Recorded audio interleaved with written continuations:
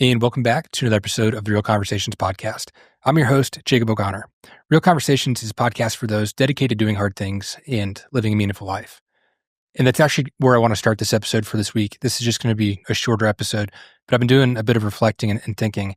And for me, it's become apparent that there's a direct correlation between doing difficult things and feeling positive emotion. It's like doing something that you know you had to work for and you had to earn and it was difficult makes it feel that much better when you do achieve it. And so I guess in the context of why I'm thinking about that is right now, at this stage of my life, I am working a ton and there's so many things that I'm trying to do, but it's been this dichotomy of even though I'm working a lot and I'm tired, I'm also having the most fun and this is the most exciting period of my life. And those two things go hand in hand in my mind. And it's because I'm trying to do something that I personally find significant. And the feeling of making progress towards those goals that I've set out for myself is addicting. And it feels great to go to bed at the end of the day and to know that I made progress towards those goals, towards the life that I'm trying to build. And that's a really cool kind of stage. And it's something that I'm very happy about. It's just the idea of like, I feel like life happens to a lot of people and there are things that are going to come up and that are going to happen, but to feel like I'm playing an active role in my life and I'm not just taking a passive one is something that makes it worthwhile for me to put in as much effort as I am right now. Like when I get to the end of my life, I don't want to look back and think, oh, I missed my opportunity or I should have taken on more risk. Like, I don't want to have that regret of not doing the things I am now. And so that mental framework allows me to take some risks, to work an absorbent amount, and it keeps me excited and motivated. Like I have so many things that I'm trying to accomplish. And I think that's confusing for some people of like why John and I are working so much or why we're taking on so much and just kind of what we're doing at this stage in our lives. And I just want to keep building and everything. Like I understand how the compounding works, how that generates momentum and just how far everything can go from just starting something. And that gets me excited when I wake up in the morning and it makes everything worthwhile that's going on right now. And so to me, it's like, if you're at this point where you're not feeling motivated, you're in the mundanity of life, you're just in this cycle, you feel you're in a hamster wheel, like you need to come up with a goal that's difficult, something that is going to require real effort to work towards. And as you feel that progress, and then as you achieve the goal, it just continues to build upon itself and you start to feel and become and act in a way where the next goal is even bigger. The next goal is even bigger.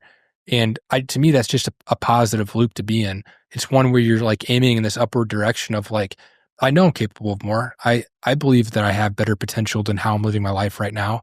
Why not try and head in that direction?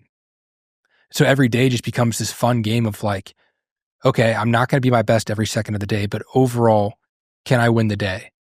Can I do things that took me in the direction towards the life that I'm trying to build? And if you are able to do that more times than not, you're going to sleep easy at night and you're going to wake up the next day excited to go and get to do it again the next day. I mean, it's not to say there's not going to be hard days. There certainly are. And I've talked about that on the podcast. But to me, I would much rather live an exciting life.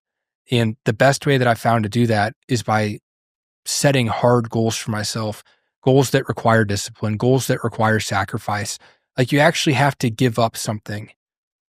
And that makes it more meaningful. Like the idea that you have to give up something, you have to sacrifice something in hopes of becoming something better than you are now. Like that idea to me is really infatuating. Like, because we know that through doing hard things that are outside of your comfort zone, you grow outside of your comfort zone. I mean, if there's ever been something that you didn't want to do, whether that was a presentation, whether that was a hard conversation, like on the other side of whatever that difficult thing was that you felt anxiety about, you felt stressed about, you didn't want to do it. I feel like almost always after that, I come out of it. And even though it was uncomfortable, I grew from that process and I became a slightly better person, a slightly more capable person of handling whatever that uncomfortable situation was. And so now it's like, okay, how do I growth hack this? How do I just keep putting myself in uncomfortable situations so that I just continue to grow quicker and quicker and quicker? And then I can handle more responsibility. I can take on more things. I can take on more opportunities. And it's just kind of like this willing mindset to face adversity and difficult things.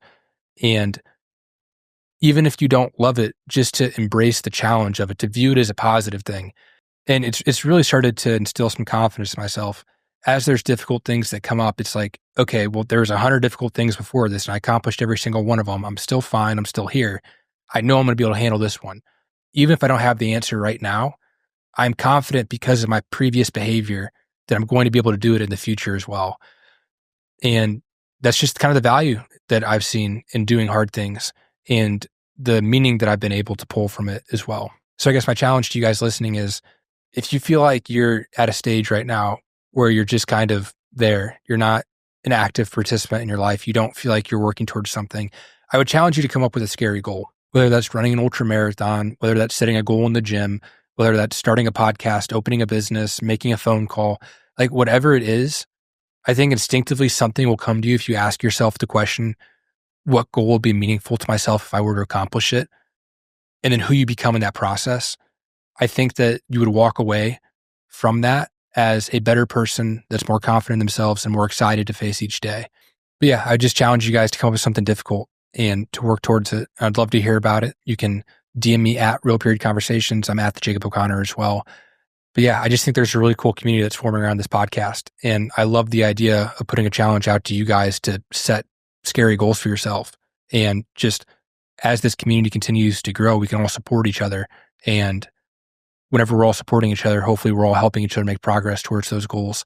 And it could just become a really positive network effect. And I love the idea of being able to facilitate that through this podcast. So hope you guys enjoy this episode. I'm going to keep it short. I don't have too much else to say. And I'll see you guys next week.